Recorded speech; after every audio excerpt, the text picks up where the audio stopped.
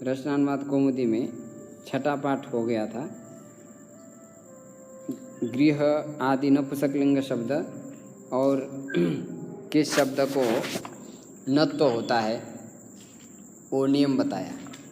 लोट लकार का प्रयोग हो गया। द्वितीय विभक्ति किन किन शब्द के योग में होती है इसका निरूपण कल के पाठ में किया था। अब कल के पाठ का जो वाक्य है उनको हम छोड़ने का प्रयास कर लेते हैं। शायद आपको आ ही गया है तो भी एक बार आवृत्ति कर लेते।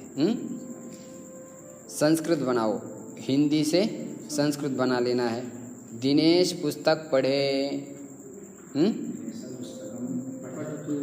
दिनेश पुस्तक पठत। आगे दूसरा वाक्य क्या है? रमेश खाना खाए। अच्छा, वह खाना खाए। वह दौड़े। राम यहाँ से चले।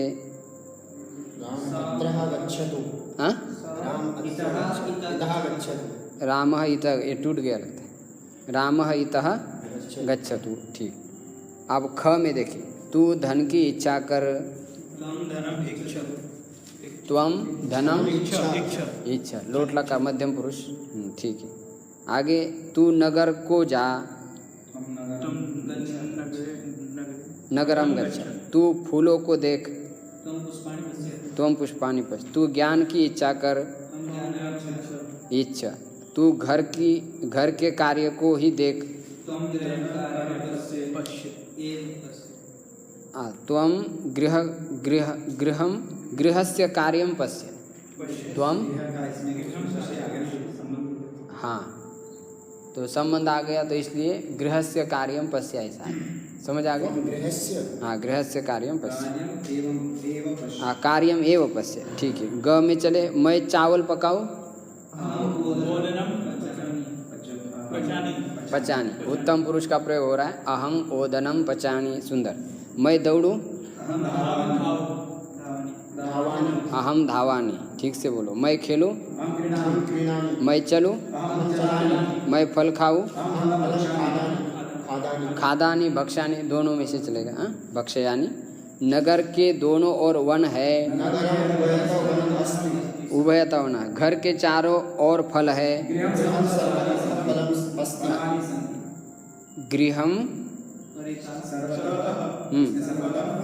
सर्वतः परितः दोनों अर्थ है। दुर्जन को धिक। अधिक दुर्जन। संसार के ऊपर ऊपर सूर्य है। अब यहाँ पर संसार से ऐसा लगेगा आपने को, लेकिन वैसा नहीं करना है। द्वितीय ही करना है। हाँ, नियम कौन सा लगेगा इसमें? 17वां नियम लगेगा। ये नियम लगेगा 17वां, बराबर। आगे गांव के नीचे नीचे जल है।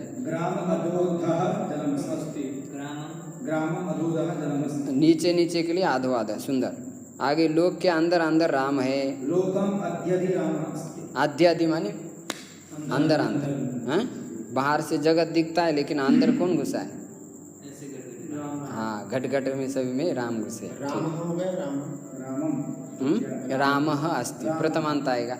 अस धातु के योग में प्रथमा होती है। लोक में द्वितीय आएगी। ठीक। गांव और विद्यालय के बीच में जल है। सुंदर। धर्म के बिना सुख नहीं। या अंतर है न सुखम नास्ति। दोनों में से किसी का प्रयोग कर ब्रैकेट। हाँ, दोनों भी है। सुंदर। रमेश आसन पर बैठता है। आध्यास्ते आदितिष्ठति। दोनों में से किसी का प्रयोग करें तो राम जी आध्यास्ते बोल रहे। सुंदर प्रयोग है। पुत्र घर में सोता है। आदिशेते। सुंदर। कृष्ण 10 वर्ष तक अध्ययन करता है। हाँ, पठती आएगा। अध्ययनम करोति आएगा। ठीक। महेश 5 दिन तक लिखता है। ठीक। देवदत्त कोष भर चलता है। देवदत्त द्वितीयांत। क्रोशम स्थानवाचक शब्द है तो इसलिए क्रोशम द्वितीयांत आएगा। वो दिनानी द्वितीयांत है। तो 20वां नियम लग गया उसमें। दिनानी स्थानानी बन जाए। चलो। शुद्ध अशुद्ध वाक्य त्वम पुष्पाणि पश्यतु, इसमें कर्ता के अनुसार क्रियापद होता है। हाँ, न को न भी वो नियम लग गया, 16वां नियम लग गया। ठीक। नगरस्य उभयतः, लोकस्य उपरि उपरि, धर्मस्य अंतरेण, आसने आदि तिष्ठति। सरल है, इसमें कोई कठिनाई थोड़ी है। ये तो प्राइमरी के विद्यार्थी फटाफट करें, आप तो इतने प्रौढ़ MBB और कौन सी BB करें। चलो आगे चलो। क ख ग को बहुवचन बनाओ, तो आप बना लेंगे इसको। जैसे एक एग्जाम्पल देखो, क में क्या है? दिनेश पुस्तक पढ़े, बहुवचन में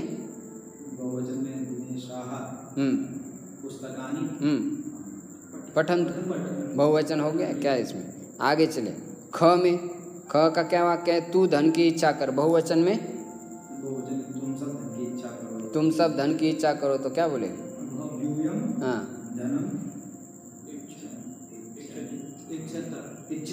इच्छा था, ऐसा बोले, यूयम धनम इच्छा था, बहुवचन बनेगा।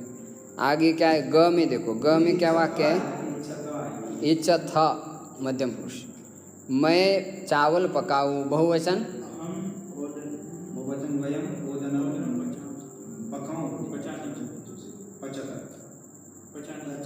पचाने। यहाँ पर भी आज्ञा मांगी जा रही है ना, आज्ञा मांगने के लिए भी लोट लकार का प्रयोग होता है। हम सब लोग चावल पकाऊं, पकाए, ऐसा पूछा जा रहा है। ठीक है,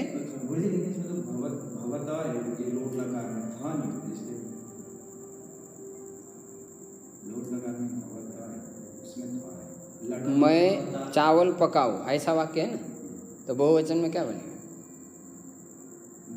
हम सब चावल पकाए, तो आज्ञार्थ, ये मांगना, पचाम, ठीक है, पचाम। तुम सब चावल पकाओ, तो तुम यूयम,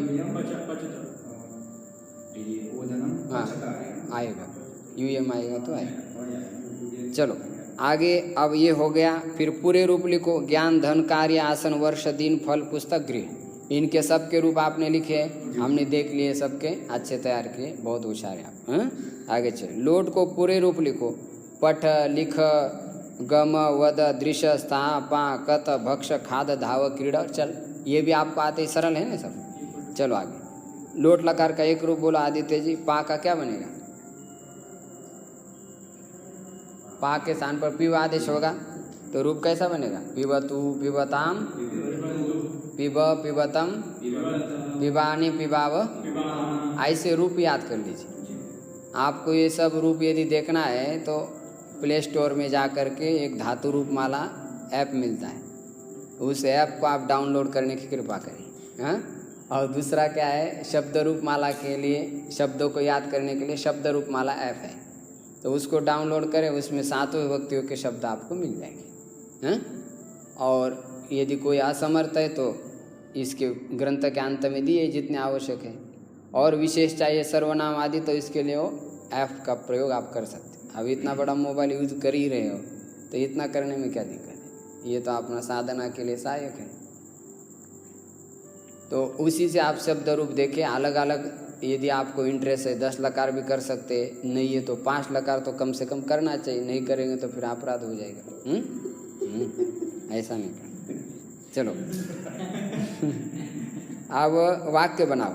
उभयतः, सर्वतः, अंतरा, अंतरेण, अधिसेते, अधितिष्ठति, आद्यास्ते। एक एक वाक्य बनाते जाएंगे। उभयतः, ग्रामम उभयतः पुष्पवाटिकाः सन्ति, उद्यानानि सन्ति, ऐसा। आगे सर्वतः,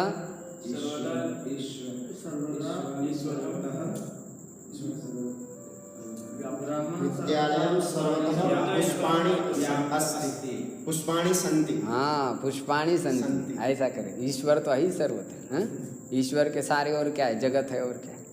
यदि अंदर है तो सारी और जगत है, ऐसा। अंतरा, दुष्टम, ठीक। और क्या अंतरा बना सकते? दुष्टम अंतरा षड्यंत्रम अस्ति, ऐसा बोल सकते हैं ना। तस्य मनः अंतरा षड्यंत्रम अस्ति, ऐसा बने। आगे अंतरेण धर्मम अंतरेण सुखम नास्ति, धनम अंतरेण सुखम नास्ति। धनम यदि स्यात् तर्हि सुखम लभेत, नो चेत् दुःखम एव। अतः सर्वे जना प्रायः दुःखिनः भवन्ति। अतः धनमपि आवश्यकं। धनेन किं भवति? जगति तले या सुखसुविधाः सन्ति तासां प्राप्तिः भवति। नो चेत् धनं न स्यात् तर्हि एकस्मिन् दिने अपि कुत्रापि यात्रां कर्तुं न पारयति। इदानीन्तनकाले तु धनस्य बहु आवश्यकता वर्तते। यात्रा करणार्थं तु ततोपि अधिकं। नो चेत् शौचं यदि आगच्छति धनं विना शौचमपि कर्तुं न पारयति। सत्यं वा? अतः किञ्चित् कोशे धनम् आवश्यकं। न स्यात् तर्हि एकस्मिन् स्थाने एव स्थातव्यम्, अधिकं न भ्रमितव्यम्। अतः भवन्तः सर्वे चतुराः सन्ति, न कुत्रापि भ्रमन्ति, एकस्मिन् स्थाने। परमार्थनिकेतने सम्यक् निवासः भवताम्। अस्तु, चलतु अग्रे। आदिशेते भगवान शेषम अधिशेते, ऐसा बनेगा ना? भगवान कहाँ पर सो रहे? हाँ, तो शेषम आदिशेते द्वितीय हो जाएगी। चलिए, आदि तिष्ठति। हाँ, शंकरः कैलासम अधितिष्ठति। सुंदर वाक्य बनाए। चलो आगे। आध्यास्ते बालकः आसनम अध्यास्ते। आध्यास्ते, सुंदर वाक्य। किंचित बिभेति महोदय। भयं विनैव वाक्यानि वक्तव्यानि, तथैव भयं यदि स्यात् तर्हि निर्भयं भूत्वा वाक्यानि वदतु। भयेन यदि उच्यते चेत् तर्हि किं? तेन अधिकं भयं वर्धेत। इदानीं तु विद्यायाः किं कार्यमस्ति? अस्माकं मनसि यद् भयम् अस्ति तस्य निराकरणं। बहु वयं ग्रन्थात् बिभीमः, आचार्यात् बिभीमः, बिभीमो वा न? कदाचित् विपत्तेः बिभीमः, चोरात् बिभीमः, दुष्टात् बिभीमः। बिभीमः माने डरते। भय के योग में पंचमी विभक्ति होती है, आगे आएगा। तो अस्माकं भयकारणानि कति सन्ति? बहूनि भयकारणानि सन्ति। यदि वयं परिगणनं कुर्मः, टिप्पणीपुस्तिकां यदि लिखामः चेत् तर्हि एका टिप्पणीपुस्तिका समग्रा पूरयिष्यति। सत्यं वा? आम्, सत्यम् अस्ति। तथैव चलतु। अनन्तरं रिक्तस्थलो को भरो, उभयतः जलं, वनम् उभयतः जलम् अस्ति, सर्वतः पुष्पाणि सन्ति, मंदिरम सर्वतः पुष्पाणि सन्ति, अंतरेण न सुखम, धर्मम अंतरेण न सुखम, च अंतरा प्रयागः,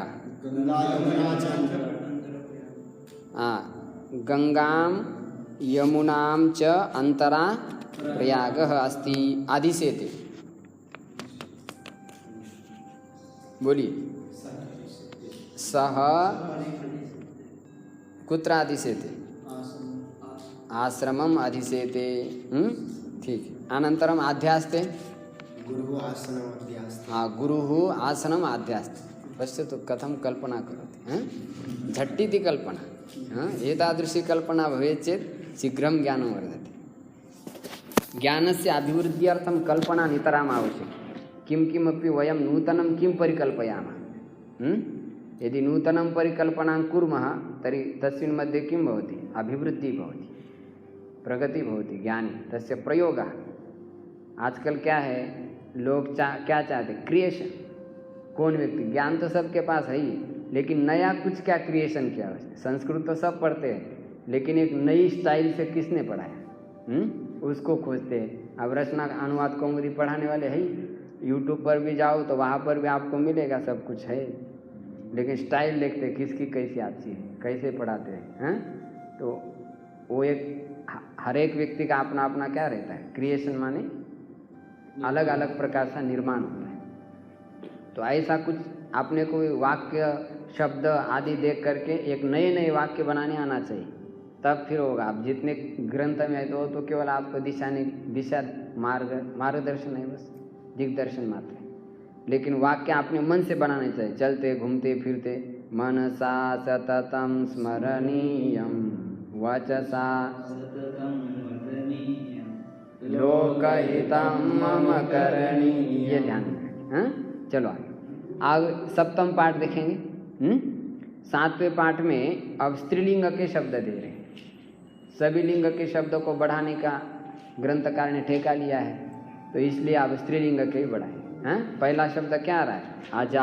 आजा माने वसुधा, सुधा, जटा, क्षमा, तंडुलह।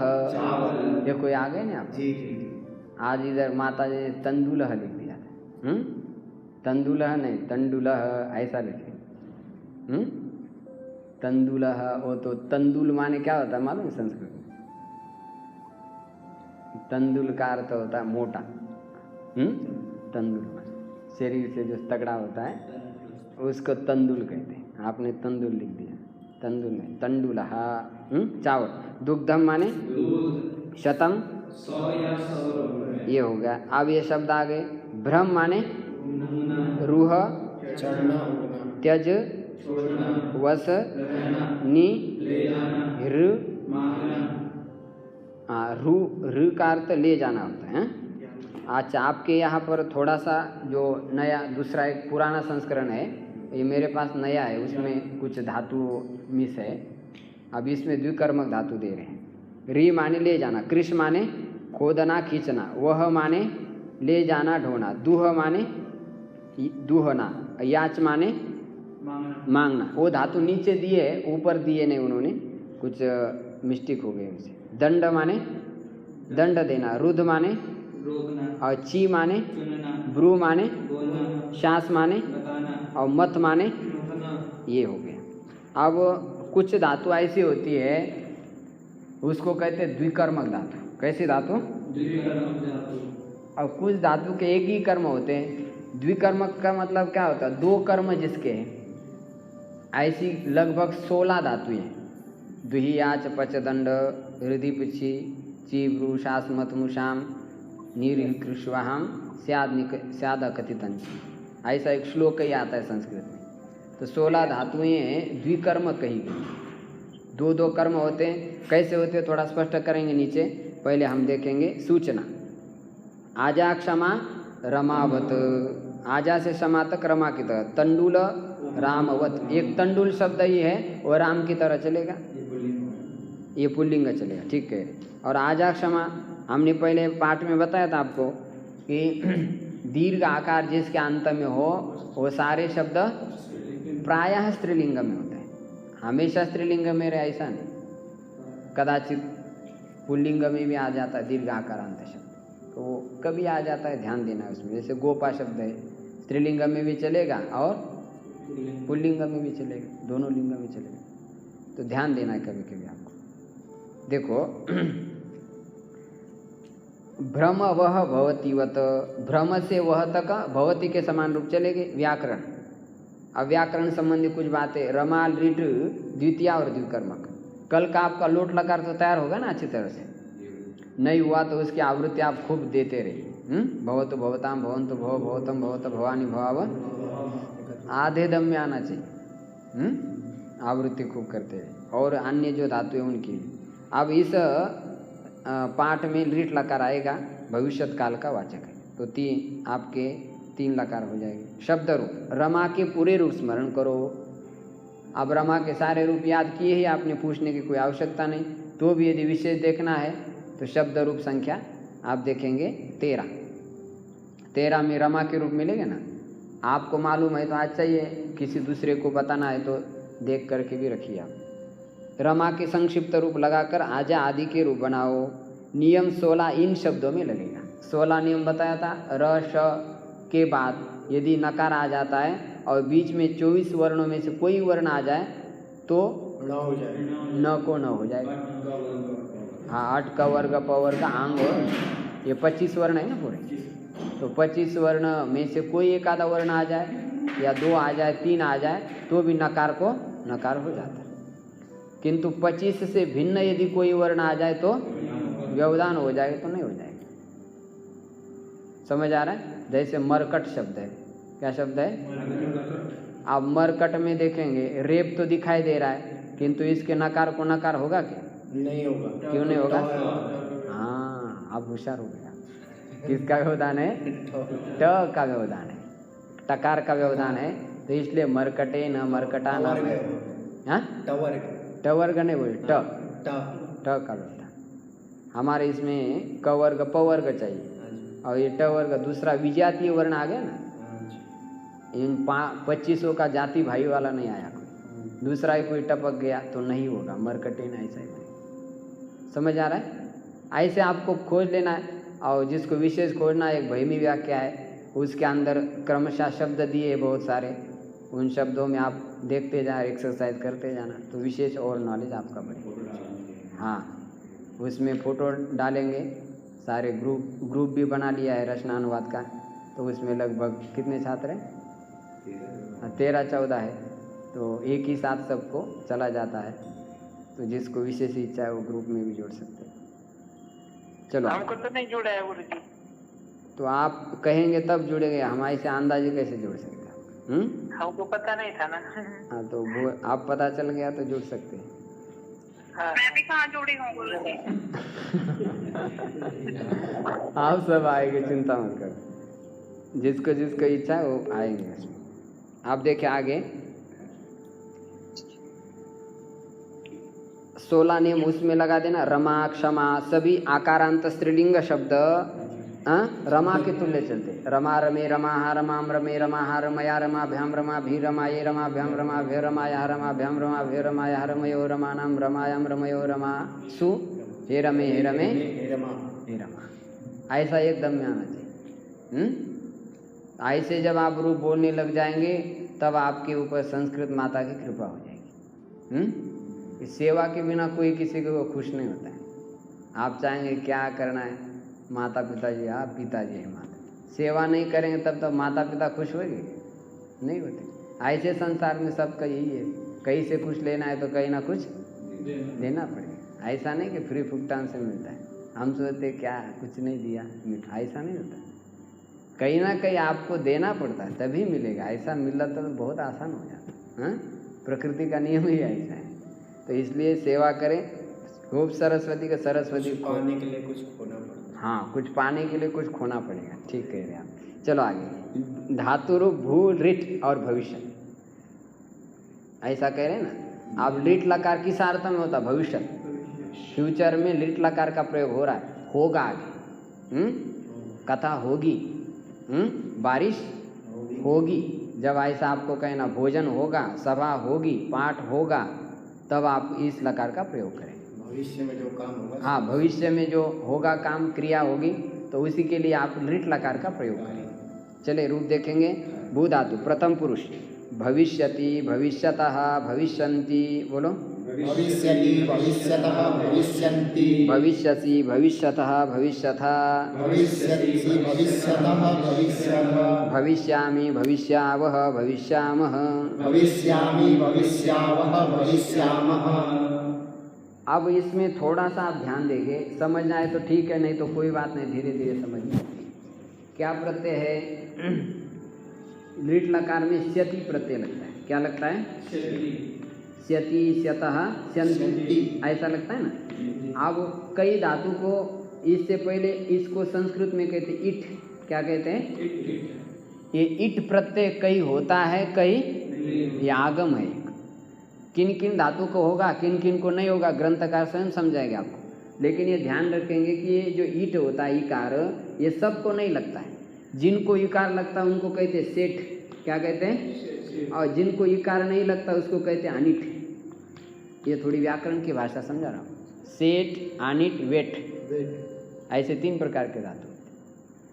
तो अब हम केवल सेठ और अनिट का विचार कर रहे हैं। जिसको ई लगेगा उसको क्या कहेंगे, और जिसको ई नहीं लगेगा उसको अनिट कहेंगे।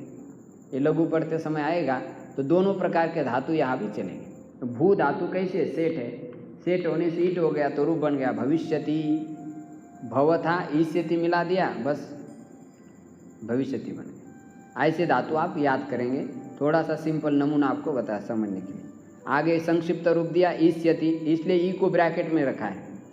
कई जगह पर ई लगेगी, कई जगह पर ई नहीं लगेगी, इसलिए लगा। यदि हमेशा लग जाती तो एक साथ ही कर देते। चलो आगे।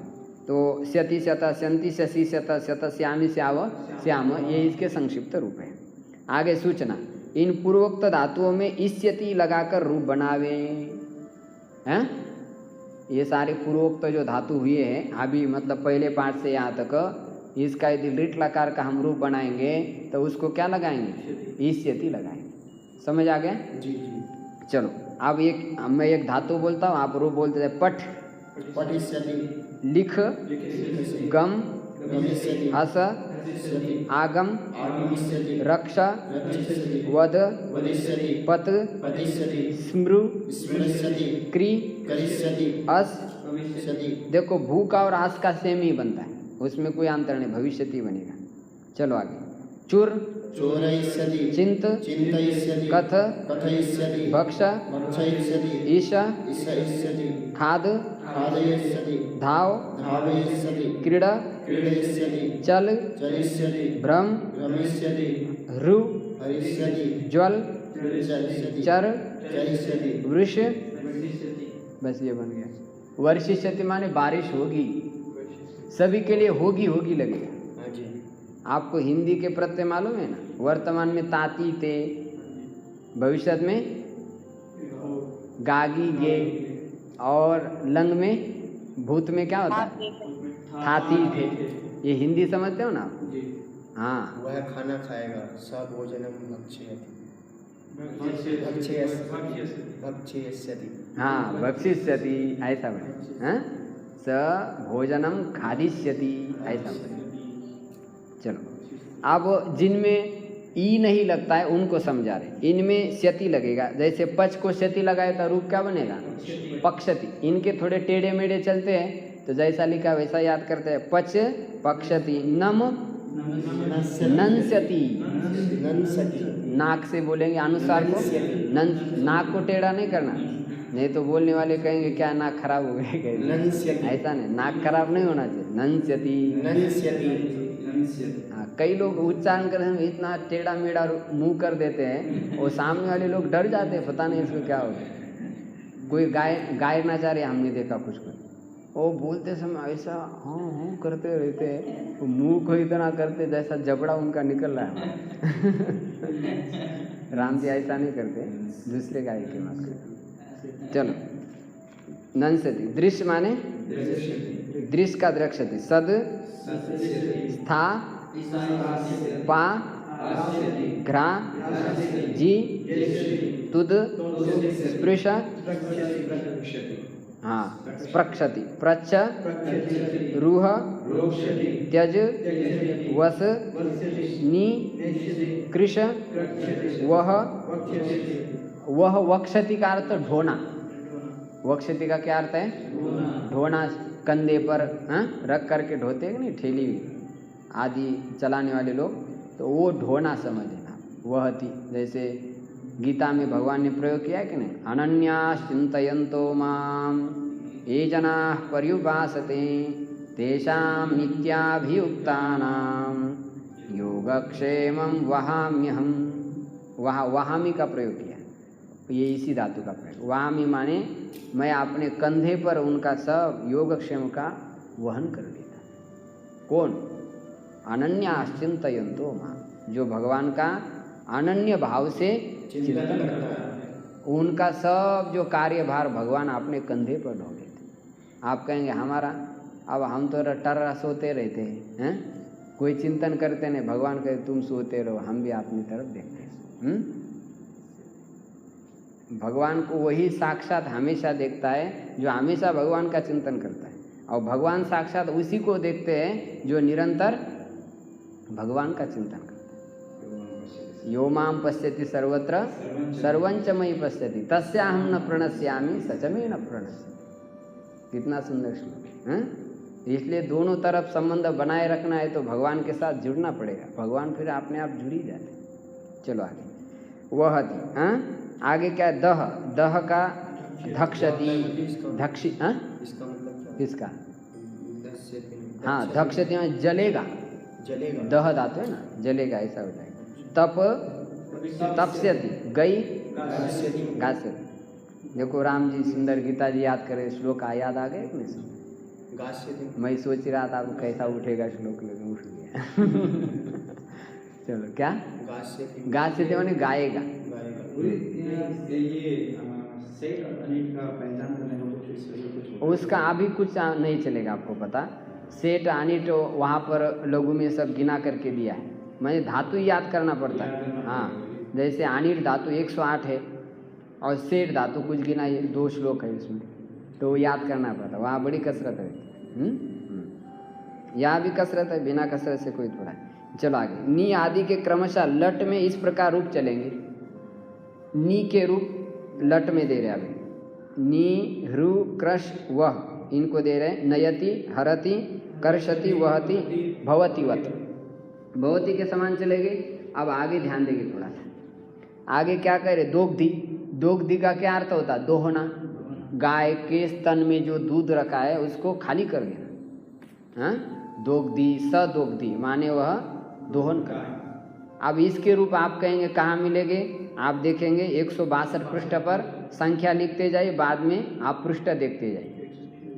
162 पृष्ठ पर दुह धातु मिलेगा। हाँ, वो अभी आएगा सब। हाँ, देखो आगे, याचते, दंडयति। याचते का भी रूप आप एक आत्मनिपदी धातु याद कर लेना, कोई भी एक धातु, जैसे सेते याद किया कि नहीं, ऐसे याचते, याचेते, याचनते, याचसे, याचेथे, याचद्वे, याची, याचावहे, याचामहे, ऐसे रूप है। आत्मनिपदी है, याद करेंगे। आगे देखो, दंडयति, ये तो सरल भवती की तरह चलेगी। ऋणद्धि, ऋणद्धि का संख्या नंबर लिख के रखिए 178, वहाँ पर देख के याद कर लेना। एक एक लट लकार याद कर लीजिए, डरने की कोई बात नहीं। आगे देखो, चुनौती, चुनौती में 172 पृष्ठ संख्या देखेंगे। ब्रवीति में 191, शास्ति में 160 पृष्ठ पर, मतनाति में 182। मतनाति और मुष्नाति सेम ही है। इनकी संख्या देख करके आप धातुओं को याद करेंगे। थोड़ा सा मेहनत खेल है, लेकिन एक बार करेंगे तो हमेशा के लिए गुण आ जाएगा, लाभ होगा कि नहीं। एक बार दर्द तो होता है, इंजेक्शन जब अंदर लगा देते, लेकिन बाद में क्या होता है? आराम मिलता है कि नहीं। तो थोड़ी कठिनाई उठानी पड़ती है। अब जिनको करना है उनको तो दर्द होता ही नहीं है, और जिनको करना ही नहीं उनको थोड़ा दर्द तो होता ही, परेशानी हो जाती है। चलो आगे देखो, नियम 21, ये धातु द्विकर्मक है। ये जो बताइए 16 धातु इन द्विकर्मक है। इन अर्थों की अन्य धातु भी इनके साथ 2 कर्म होते हैं। जैसे 16 अर्थ वाली जो धातुएं हैं, दुही, आच, पच, दंड, रुधि, पृच्छी, ची, ब्रूशास, मत, मुषाम, स्यादकतितम च नीरि कृष्वहम, ऐसा एक श्लोक है। श्लोक है तो श्लोक भी आपको मिलेगा कल, सबको श्लोक भी भेजेंगे। तो श्लोक में ये धातुओं का अर्थ भी आपको मिलेगा, तो श्लोक कारिका का अर्थ भी सबको मिलेगा, तो वो याद करेंगे आप। आगे देखिए, दुह, याच, पच, दंड, रुद, प्रच, ची, ब्रू, शास, जी, मत, मुष, नी, ऋ, कृष, वह, ये जो धातुएं हैं ये द्विकर्मक धातु है। कैसी धातु है? जैसे यहाँ पर देखेंगे आप, पहली धातु क्या दे रहे? दुह धातु है। कौन सी धातु है? तो ये द्विकर्मक कैसे समझेंगे आप? जैसे एक वाक्य है, राम गाय से दूध दोता है। क्या वाक्य है? राम गाय से दूध दोता है। राम गाय से तो बनेगा गोह, और दूध के लिए संस्कृत में क्या कहते हैं? पय कहते हैं, पयस। क्या कहते हैं? तो बनेगा पयः। पयस सकारांत शब्द है, दोग्धि। अब यहाँ पर आप ध्यान दें, ये दूह धातु के कारण गोह में कौन सी व्यक्ति बोलो कोई? हैं?